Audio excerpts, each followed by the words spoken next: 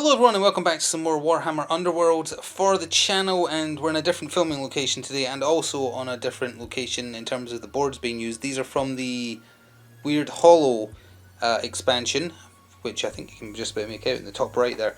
Yeah, the Weird Hollow expansion, which adds a couple of different tile types to the ones we've already seen. Like the thick white borders are the same, that's just a blocks line of sight, you can't stand in them, etc. But there's also the thick red lines that are lethal hexes. You get pushed through them, moved through them, pushed into them, you take 1 damage. Then there's the ones with the dotted red lines, like the one back there that has the symbol in the middle there. Meeting those same criteria, that just means you get a stagger token, which gives a single die reroll against someone who is staggered. Also, if they're guarding at the point they're staggered, you lose guard. Then there is also cover hexes, which are the dotted white lines with the blue highlight, like here. That means double successes count as successes because you're in cover, even if you don't actually have 2 people backing you up. And I think that about covers it. We're playing with the 2 sets from the updated 2-player starter set, and let's go take a look at them. So here we have the Farstriders being led by Sanson Farstrider in the middle with his burb on his arm. Then over here we have Almeric Eagle Eye with his axe, and then we have Elias Swiftblade on his other side there.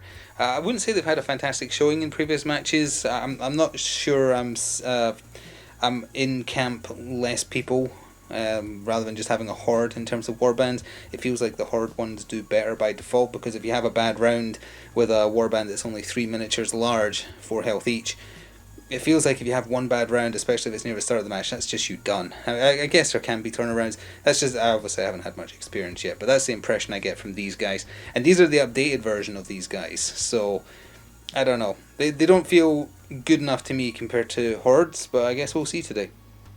And we have the other half of the 2-player starter set, the Sepulchral Guard, who I'm just going to call the Guard from this point on, being led by the Warden, with the Champion, the Harvester, the Prince of Dust, and then 3 Petitioners in front, who are just there to die, get brought back to life, inspire from being brought back, well, not brought back to life, brought back to unlife, I guess. They want to die over and over as long as the Warden is still alive to bring them back. He can use an activation of himself to move other people, and they just want to murder, take objectives, and things like that. So on that note, we'll get both sides set up and then look at what objective is where, because they've already been placed. And both sides are deployed. Of course, the Farstriders finished deploying first, so they had the advantage for rolling to see who goes first, and they have won that roll off. So Sanson himself is there, and then Elias down the bottom, and Eli at the top, and then using up every possible spawn point. The Guard are everywhere. Front and centre though is the Prince of Dust and the Harvester there. So all that remains to be seen is which objective is where. So this is objective 5, this is objective 1, so both ends of the gamut there. In No Man's Land we have objective 4, down here we have objective 3, and then of course that's objective 2 is up here, just like that. So with that, into round 1 of 3. Ding ding. So to get the game started, it was Sanson Farstrider himself initiating a charge action to move to the hex you can see, and then he used his Boltstorm pistol, range 3, 3 dice needing swords to deal 1 damage. He got 1 success with the swords against the poor Petitioner down here. This is the Zealous Petitioner, and his defense roll needing shields was a fail, so that is 1 damage. But then during the power step, Raptor Strike is being played. Go for the eyes, boo, essentially. Choose an enemy fighter within 4 hexes of a friendly leader, deal 1 damage to the chosen fighter. So that is going to finish off the Zealous Petitioner because he has 2 health. But that's not a bad thing for the Guard. They kind of want to die as long as they get the chance to come back. That is going to be 1 glory though to Farstrider, and he's actually not done, and the Sepulchral Guard have nothing to play, so they're passing. But the Farstrider is not done because he is also playing, that we'll need to roll for in a second, Rapid Volley in the power phase here. Play this after a friendly fighter's range 3+ attack action, which is what he used. The fighter makes another range 3+ attack action that targets the same fighter. Never mind, that would have been an alternative way to kill him, I guess. Never mind, that will not be getting played, in fact, and he's done. First activation for the Guard was the Warden himself, but he didn't move. He used one of his special abilities. He can pick up to 2 friendly fighters. They make move actions. So the Harvester moved down here against Farstrider, got a move token, and the Prince of Dust moved up here and has been given a move token as well. Not playing anything, not scoring anything. Oh, after that activation, actually, the Farstriders played Rangers Advance. Choose up to 2 friendly fighters and push each one of them 1 hex. It's a push, not a move, so presumably despite having a charge token, Farstrider is allowed to do that. If that's wrong, apologies. But Farstrider has shoved himself, or pushed himself, 1 hex along, and then also Eagle Eye has pushed himself around the obstructed hex there to get out of the line of sight of the Prince of Dust. Second activation for the Farstriders was Eagle Eye, who did a charge action to come down to here. Other friendlies don't obstruct line of sight. He used his exact same attack as Farstrider did, so range 3, 3 dice needing swords for 1 damage. His first attempt whiffed entirely, no successes, so then rapid volley was used. Play this after a friendly fighter's range 3 plus attack action. This fighter makes a 3 plus attack action that targets the same fighter, because he really needed this to happen. So that's actually the second roll, which had a crit. Needed a crit to counter it. The Harvester didn't even roll what he normally needs. He needs dodges. So he did get hit for 1 damage. Doesn't take him out, but he is going to take advantage of driving him back and forcing him off of the objective hex there for reasons. Oh, which was not quite visible, but there we go. He's been pushed right back to the edge of the table now. Next activation for the guard was the Warden again, once again choosing to make a couple of his lackeys move instead of him. So the Rising Petitioner up here moved 2 and just waited on that objective there with a move token. The Champion moved in behind Eagle Eye over here, but they're doing nothing else. Oh, one thing is being done, actually. No end to our duty is being played. Shoot a friendly fighter with 1 or more move tokens, they make a move action. The Champion is moving again 2 hexes up here behind the cover. So although he had a move token, he's allowed to do it again. And that, I don't think that gives a move token, does it? I must do. It must give 2 move tokens because it is a move action. No, I think there's no downside to having multiple, but he has 2 of them now. Oh, Elias Swiftblade activated and also charged, so now all 3 of them have charge tokens, so any one of them can activate as the 4th action this turn. She tried to attack with her Storm Saber, point blank, against the Harvester there. 3 dice needing swords for 2 damage. And got 1 set, but he dodged it. He needed a dodge, he got it. So no damage there. But also just during the power step, the 1 glory that the Farstriders have is actually being spent to upgrade Elias with covering fire. So if an enemy within 3 of him targets a different friendly fighter, he counts as supporting to help them out a little bit. Oh, upon ending that activation, there's actually a card being scored by the guard. Land of the Dead, which is hopefully in focus. Score immediately after the opponent's activation step if your warband holds 2 or more objectives and they add up to 6 or more. They hold 4 and they hold 2, so that's exactly 6. So they have scored 1 glory for that. Which is immediately being spent to upgrade the Champion with Deathly Charge. He gets +1 damage to his range 1, range 2 attack actions as long as he has 1 or more charge tokens. Well, stop me if you've heard this one before, but the guard activated the Warden again for the 3rd of 4 actions, except this time he did his raise action. Choose a friendly fighter as out of action, you place them on an empty hex in their territory, and they get given a raise counter, which in turn makes them inspire. I think all of them inspire via that. So the Zealous Petitioner has popped back up over here just outside No Man's Land, and is now inspired. He gets +1 movement and rolls 1 extra die when doing his basic attack. Last activation for the first round was Swiftblade, again just staying where he is because they all have charge tokens, using that saber of his to try and finish off the Harvester, and he succeeded. 2 successes, no successes on the dodge, so that's his 2nd bit of damage. Well, actually that would have killed him outright because it does 2. Actually no, it wouldn't have, because he has 3 health compared to Petitioners who have 2, so the 1 damage he took earlier from the ranged attack mattered. So he is gone for 1 glory, which is immediately being spent to upgrade his Bolt Storm pistol to an overcharged version. Same range, but it needs hammers instead of swords, so that's more likely to land a hit, and it gets given cleave as well. Well, the Warden is taking all 4 activations, and he's not even moving. He is bringing the Harvester back. You thought he was dead, but he's back in Pog form, reappearing in the cover hex down here, and as a result of coming back with a raise token being given to him, he's now inspired. What does his inspire do for him? He gets +1 movement, and 1 extra attack die for his basic attack as well. That's kind of, I guess it kind of is the same across the board in that regard. So that takes us to the end of the first round.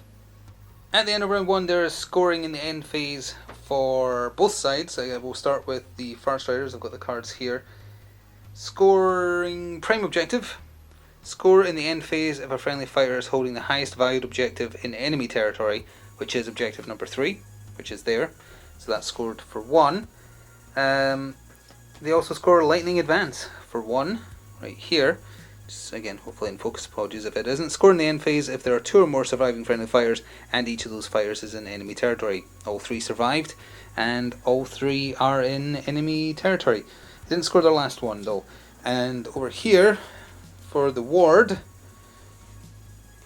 the guard rather, they have scored lay claim to it all. Score in the end phase if your warband holds more objectives than each other warband. They are holding 2 compared to 1. So that scores for 1.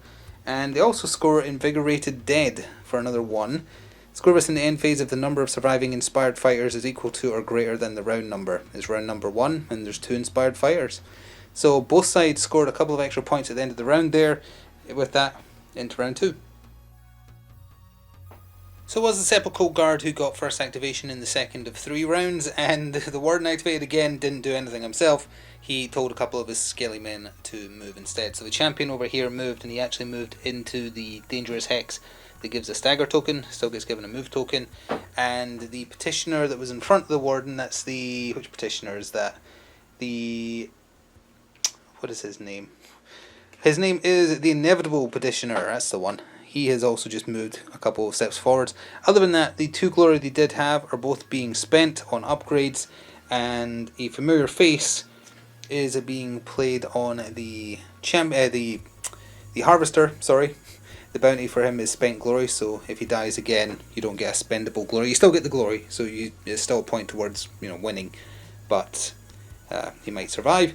And No Vitals is being played on the Warden, so that he is -1 damage from attack actions that target him to a minimum of 1, other than anything with cleave or knockback. It's just because they're getting a little bit closer to him, I guess, so it's to try and make sure he stays on his feet. Oh, and it is just worth mentioning, when the Harvester inspired, that actually inspired the Warden, because one of his inspire conditions is that 2 friendly fighters are inspired, or the other way to do it is if an inspired fighter gets given a raise counter. First activation for the Farstriders was the man himself, who did a charge down here into the corner, and then he just used a shock hand axe to attack the Harvester. 2 dice needing hammers, but he actually got 2 crits. The Harvester got a crit on his defense roll as well, but the 1 crit is trumped by 2 of them, so it did 2 damage. He didn't die though. The Harvester has 3 health, so nothing else happening there. Oh, one of the unspent glory though is being spent to give Farstrider Aetheric Step, which just means he can fly, so he can't be blocked in, he can fly over enemies. I don't know how much that's going to matter, but hey, he can fly now. Well, you'll never guess what the Warden did with his second activation. He made 2 of his skeletons move. The champion moved out of that bad hex he was in. I think he still keeps that stagger until the end of the turn. Another move token. Move tokens just mean you can't do a charge. And the other petitioner, the Zealous Petitioner, the inspired one, was moved next to the Prince of Dust to support him a little bit. Second activation for the Farstriders in round 2 was Swiftblade. Swiftblade did a charge off of the objective round here, getting support from Farstrider himself here, and needing swords, but got a crit and a support on the attacks with her Stormsaber, which was not blocked. So he's experienced it twice at least already, because he's a skeleton, but in this match at least, the Harvester is dead for the second time, but he can of course get brought back, and he stays inspired as far as we're aware. Well, upon that happening, and for the third activation for the Sepulchral Guard, the Warden is just bringing back the Harvester again, but a few different things happened and will happen. So at the end of that last activation, they actually should have scored Undying Watchman for 2. Score this immediately after an opponent's activation step if your warband holds 2 or more objectives and one of those is in enemy territory. They hold 3, one of which is in enemy territory. Oh, also with the Warden dying, the Harvester dying, he did give glory, but it was spent glory because of his upgrade. Anyway, he didn't come back on a hex in enemy or friendly territory because Startling Reformation was played, and I absolutely love the art in this card. It is hilarious. Play this after you give a friendly fighter a raise token, which he gets when he's brought back. Place that fire in an empty starting hex in enemy territory, and then give them a charge token. Oh, he should have a charge token. Not that he's really planning on moving, but that is a starting hex right there. And upon finishing that turn, they score their entire hand of objective cards, with the one they should have scored at the end of the last turn. They keep coming, score immediately after you give a friendly fighter a raise counter, and 1 or more other friendly fighters each have 1 or more raise counters. They do indeed. 3 of them are, well, 2 of them have raised counters, 3 of them are inspired. And then Battle Without End also scores. Score this immediately after an activation or power step in which you gave a second or subsequent friendly fire a raised counter in the same phase. Oh, in the same phase. That one doesn't score. It has to be the same phase. That was one in 2 separate phases. But they keep coming, and Undying Watchman does score.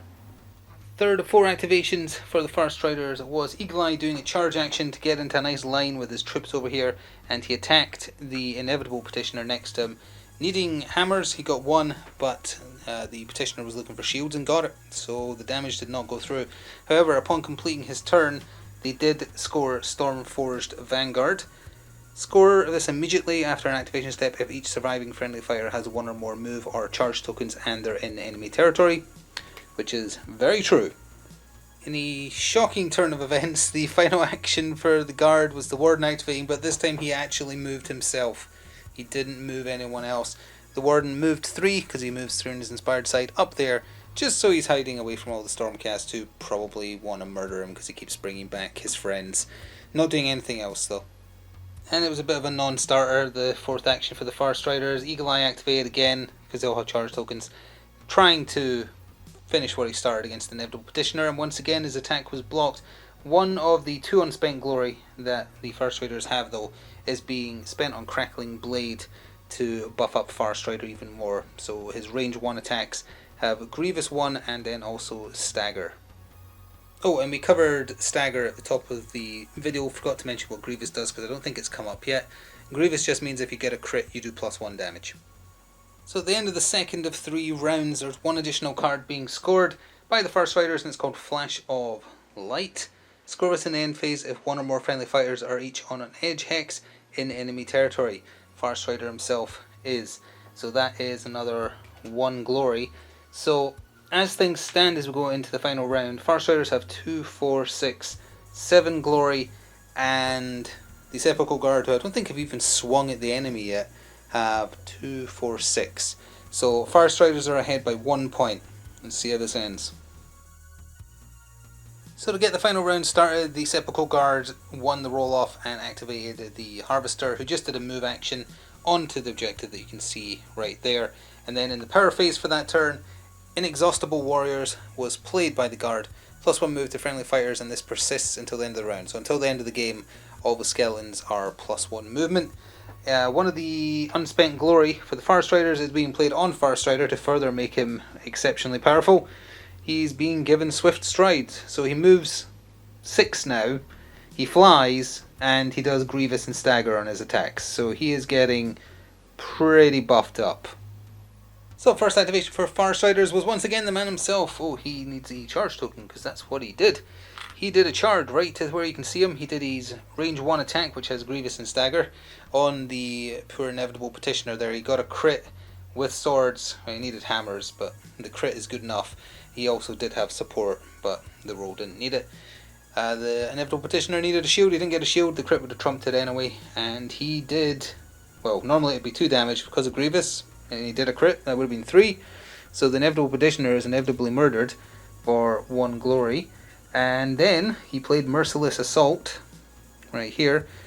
Play this after a friendly fighter's successful range 1 attack action. They can make a range 3+ attack action. He did so to shoot at the Prince of Dust here, and that's the roll for it right there. He got another crit, but that doesn't have Grievous because it's not a range 1 attack. Still manages to hit though, just for the 1 damage to the Prince of Dust there. Second activation was the Warden bringing back the Inevitable Petitioner, now inspired. Spawned him back. Presumably you're allowed to do it on an objective because it just says bring him back on a... Oh no, it does say an empty starting hex in your territory, you know, so it probably doesn't count objectives, so either, presumably as far away as possible from the potential threat of getting murdered again. He is inspired now though, and he gets +1 movement and +1 additional die on his attack again. Second activation for the Farstriders was Swiftblade doing a charge to go after the Prince of Dust in close combat with the Storm Saber. 3 dice needing swords. Got a crit which got through. He was looking for a shield anyway. It did 2 damage, and on top of the 1 that Farstrider did, that does actually take the Prince of Dust out, which scores 1 glory for the kill, but also 1 for swift punishment. Score this immediately after a friendly leader or assassin, and they have the assassin keyword, takes an enemy fighter on an objective token out of action. So that's actually 2 glory gained instead of 1. However, because he is adjacent to another skeleton, he can have a little bit of bone shrapnel as a treat. Play this during an enemy fighter's attack action that took an adjacent friendly fighter out of action. After the out of action check, deal 1 damage. So Swiftblade has taken 1 damage as a result of getting that kill. Second last activation of the game already for the Sepulchral Guard, and the Warden is still just moving skeletons around. 2 petitioners moved, this one down here, and also this one over here, so that's the Inevitable and the Zealous. Both moved onto objectives. Oh, and then at the end of that turn, Lightning Blow is being played by the Farstriders, plus 1 damage to the first attack action made by a friendly fire in the next activation step, i.e. right now. Second last activation for the Farstriders, Eagle Eye activated, stayed where he was and did his ranged attack with his charged pistol, 3 dice needing swords, he got 2 crits, so it was guaranteed to go through, and he splatted the, which one is this? This is the Inevitable down here, for 1 damage, but thanks to that card being played, it's actually 2 damage, which takes him out for 1 glory, but it's actually 2 glory because the Judgment of Sigmar scored off the back of that. Scored immediately after a friendly fighter's range 3+ attack action that takes the target out of action. So they're running away with it a little bit now, unless in the end phase the Sepulchral Guard are able to come back quite a lot, although they have 1 more activation as well. Well, the Warden went in for a cheeky last minute attempt at a murder there to end the game on. He did a charge action, he moves 3 on his inspired side to get right up in here against Swiftblade with support from the petitioner next to him. Rolling 2 dice, needing hammers, got 1 support, 1 hammer, but, which saved their life, Swiftblade got a crit, which is only trumped by another crit. So she lived, or they lived, I keep on going back and forth, they lived, and they've still got 1 more activation to take us to the end of the game. The only option open for Farstriders to possibly score anything was for Eagle Eye to activate and do a charge, because the other 2 had charges already. He attacked the petitioner here just to try and get 1 cheeky glory for killing them. He got a crit, so he did actually achieve it, because his base attack in close combat does 2. That's how much health they have, even on their inspired side. So he managed to scrape out 1 more glory. They are not scoring any cards or anything like that in the end phase, so that's their final score, but we'll cover everything like that in a second once we see what the Sepulchral Guard can score. So at the end of the round there, the Sepulchral Guard has 6 glory. The Farstriders have 2, 4, 6, 8, 10, 12. They have 13. So it all comes down to, can they get to or surpass 13 starting on 6? And the answer is almost, but not quite. They could score 2 high scoring cards in the end phase there. They can score Eternal Legions. Score this in the end phase if 3 or more friendly fighters are each in no man's land or enemy territory. Which is, oh actually no, that one's not true anymore because of the death there. Never mind, it was further than I thought. If he'd lived, that would have been 2. They are still scoring 3 though for retake what is ours. Score this in the end phase if your warband hosts 3 or more objectives and 1 or more of those are in enemy territory. 1, 2, 3, and 2 of them are in enemy territory. So that actually scores for a massive 3. So their final score is 9, but the Farstriders still take it though with 13. And that is going to do it for some more Warhammer Underworlds content on the channel. I sincerely hope you enjoyed watching, and if you'd like to support what we do here, please consider becoming a channel member or pressing the thanks button if you want to go the extra mile to help keep this possible. I appreciate it, and hope to see you again in the future for more. Until then, enjoy the rest of your day, and ta for now.